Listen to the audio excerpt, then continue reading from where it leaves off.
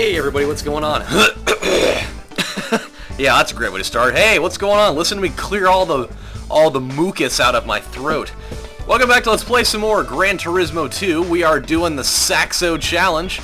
And did we even get ready for this? I guess so. I answered my own question. Lovely. So last time we started moving into more of like the West City stuff. We're just trying to get all the manufacturer races out of the way. That's essentially really the main thing that's left here. I mean, we still have, I think, 1 or 2 endurance races to go, but this is kind of the meat of the game that's going on here. So I would be glad to say that we are moving along very well. We're doing awesome. I feel like I'm getting a sore throat again, though. I literally just got done being sick, and I already feel like I'm coming down with it again. If that's the case, I'm gonna be so mad. Oh my god. I won't even be able to voice my absolute hate, especially because if my throat's starting to hurt, then I won't even literally be able to voice it because my throat will hurt too much. But knock on wood, even though I don't think that's real wood, I think that's actually like particle board, even though I'm still pretty sure that has something to do with wood. But it's that really like cheap stuff that I don't know whether it's actually wood or not. I don't know. It's wood. We're calling it wood today because if it's not, then whatever.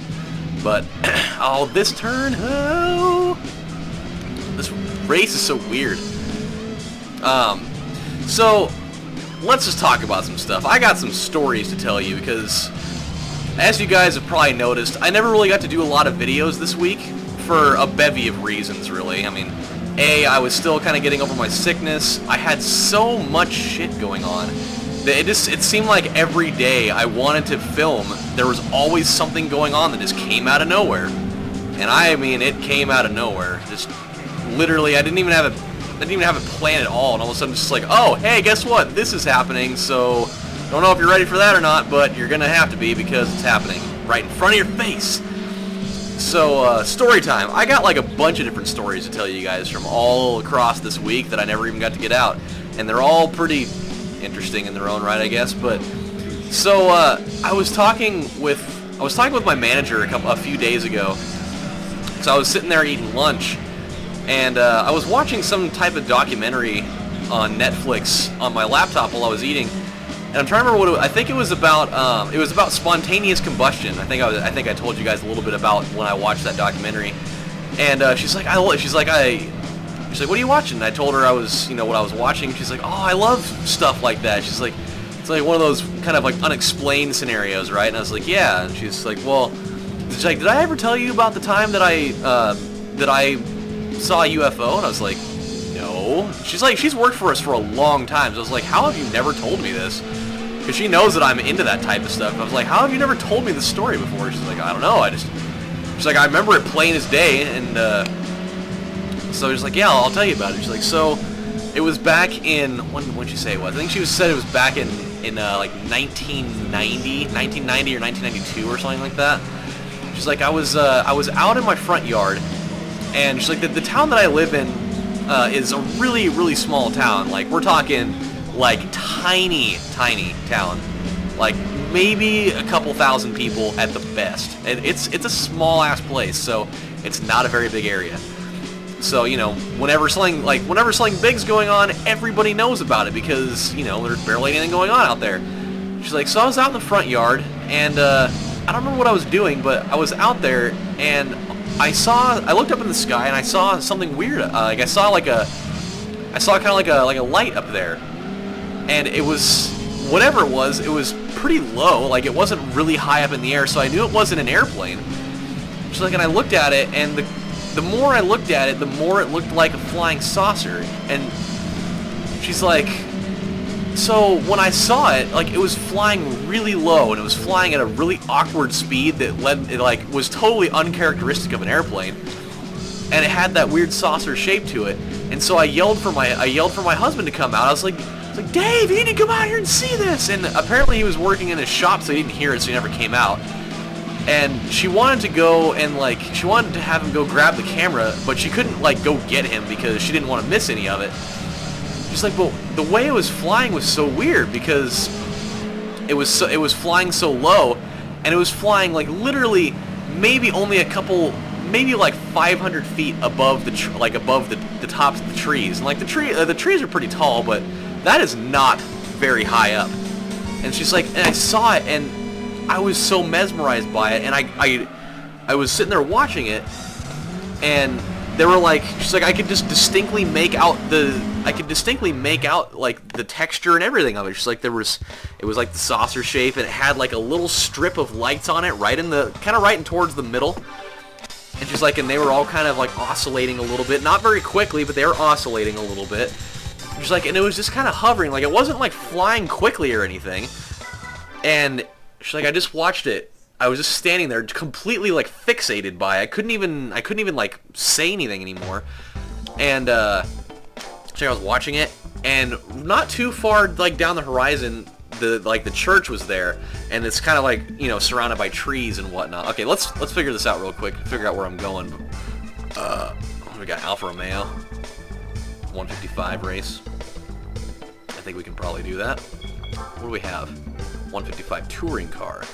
That's not really a racing edition car though. Unfortunately, it doesn't really fit in that, I guess. We'll get the 150. Wait, what did they say? 155 and 156.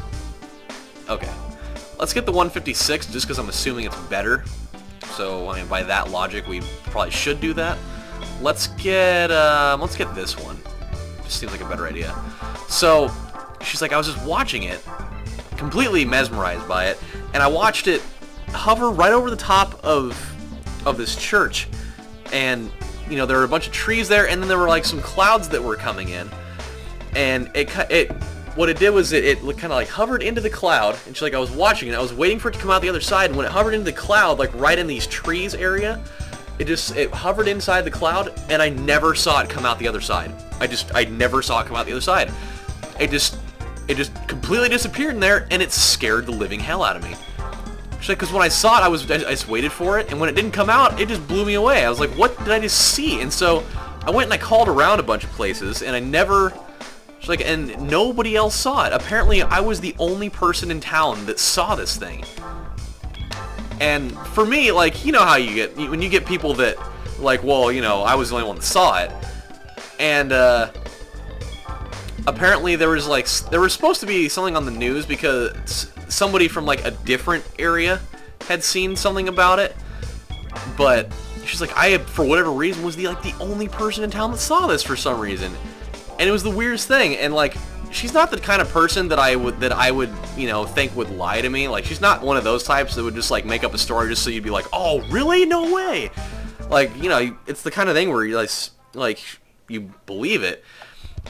And like, for me, I can believe in aliens. Like, there's a lot of things that I don't believe in. Like, I don't know if I don't think I believe in Sasquatch, but I can believe in aliens. Like, the universe is so huge. Like, there's no way that that we're like the only, you know, living species in the entire universe. There's no way.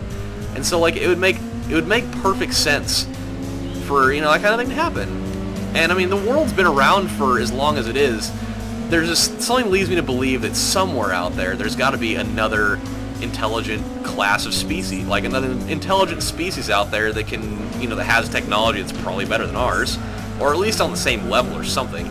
But it was just so wild. And she's like, I remember it so vividly because it was on the year, it was like exactly a year after my mom died. Like, so it's the type of event, like, you know it, you remember exactly what day it is, you remember exactly what happened, and it, you know, it's something that you don't forget about it because it was so memorable, and it was so bizarre because you can't really explain it. Like, she's like, am I positive that it was aliens?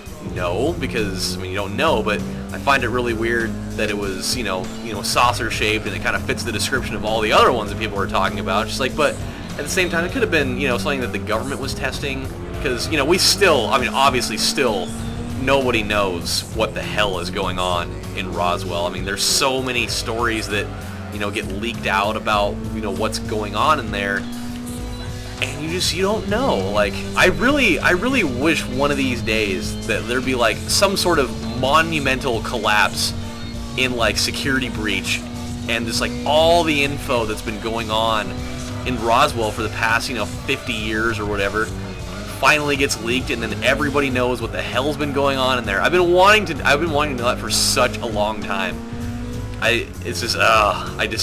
But that it really got to me. Like, it was so weird because I've never had it like a UFO story like that, and I've never really talked to anybody that like legitimately had one. Like, I watch a lot of the documentaries on TV and stuff, but I've never actually like talked to a person that really legitimately had a story that, wasn't like, oh, I saw it on TV, or a guy I know said that he saw one. Like, she straight up saw something, and it like freaked her out. So like, I thought that was like super intriguing. Like, I love stuff with aliens. Plus, look at alien! Ah!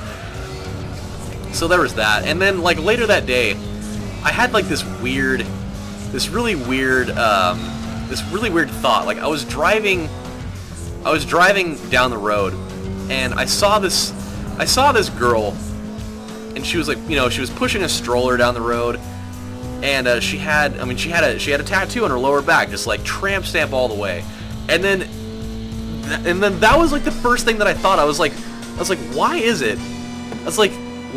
Like, why would any girl in the world, why would you get a tattoo right there? Like, knowing what the immediate stigma is that you're gonna get for that, like, why would you even think about having a tattoo there? Like, what's the point?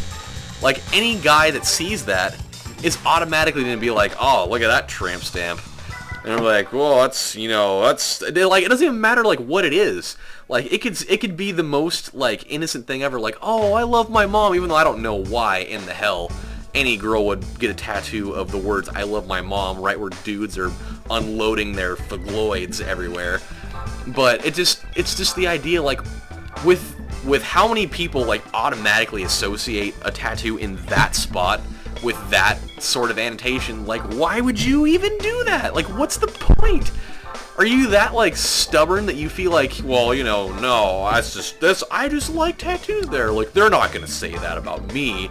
They may say it about others, but I know the way I am. It's like, well, don't fucking do it. Like, why would you even put the opportunity out there for something? Like, I don't even know that girl. Like, she could have been the nicest girl in the entire world. But you see that tattoo and like immediately you're just like, oh yeah, that's the target right there. That's where I'm going to be shooting the old nigga right in there. I don't know why I even did that as a noise. Like, I don't know why that noise would even be associated with that, but it was. I mean, that's where the old, you're emptying out all the coins from the coin purse right on the old target there. And it's just, I don't know, it's the weirdest thing. Like, you would think that ever since that whole like terminology was released about that, you would think that just girls everywhere would immediately just not do that anymore. Like, if it were me, if I were a girl and I knew that was the type of flack that I was gonna get for putting a tattoo on my lower back, no matter what it was, I just wouldn't do it. I wouldn't do it. There's a million other places that you can get tattoos on your body, and I just think that like girls are either really naive about that, they're either too stubborn about it, or they're just really stupid in thinking that people are just going to not mention that. Especially, like, I don't know. Maybe I'm just thinking into it too much, but that is just, it blows my mind. It's kind of like people getting tattoos of just stuff that doesn't, like, that'd be like a guy getting tattoos on, like, I don't know. It's like people getting tattoos on their face, too. Like, you know that immediately if you get a tattoo on your face of something, people are automatically going to look at you weird because it's a tattoo on your face. Like, I get it for, like, certain situations. Like, I know that gang members get, like, the tattoo tears because there's, like, meaning behind that. But still, just, like, the general idea of getting a tattoo on your face, you're automatically going to get people looking at you weird, no matter what it is. Even if it says, I love you, Mom, or R.I.P. Grandma, or whatever the hell it is that you decide to put there, people are going to look at you weird. So, but people do it anyways, just because they're either too naive, too stubborn, or too stupid. I don't know which one it is. But I don't know, it's always just blown me away that happens. Maybe it's just because I'm the smartest person in the entire world, and I mean, I know that's got to be it. I mean, there's no other scenario that would be, because, I mean, I may not have gone to college for 4 years, but I went for 1, and that automatically makes me the smartest human being on the face of the earth, because I did stuff that other people haven't done before, which is, I don't know, but it happened. Oh my god. You know what sounds really good right now? Ice cream. That's what sounds really good right now. I went and I have I don't know, is it like a pint? I think it's like a pint, or maybe a little bit more than that. I don't know. But it's Breyers, and it's like the Girl Scout cookies ones. It's the Samoa flavor one. Woo-hoo-hoo! Yeah, that is gonna happen. It's definitely gonna go down, and I'm not gonna feel bad about it whatsoever because it's just gonna be sick. Oh my God, here we go. Let's do this. We gotta do it. Just gotta get through this race here.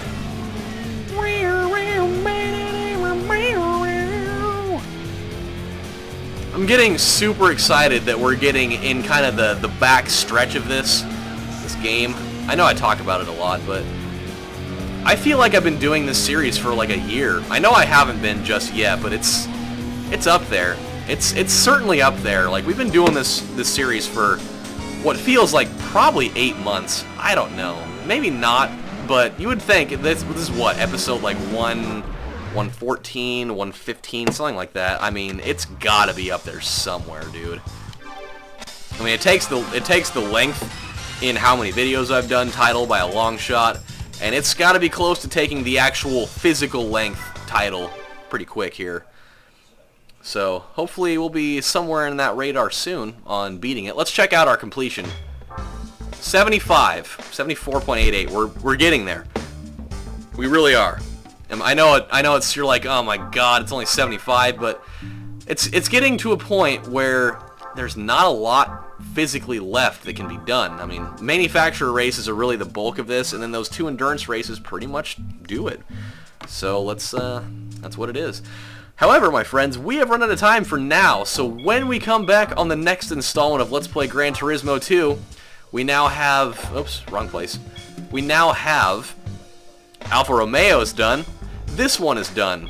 I think we got... Did we get Lancia done? That one is partially done. We'll figure out what we can do with that one a little bit later. Venturi doesn't even have... They don't even have one. Or wait, do they? No, they don't. So they don't even have one, so we don't have to worry about that. This one, it does. And that one won't be very hard, actually, at all. The Clio Cup should be super easy. So we'll start off with that one. We'll do the Clio Cup next time, then we'll move on to Peugeot and Fiat. So until then, my friends, this is your host, AMF1534, saying thank you guys for watching, and I'll see you next time. Bye, everybody.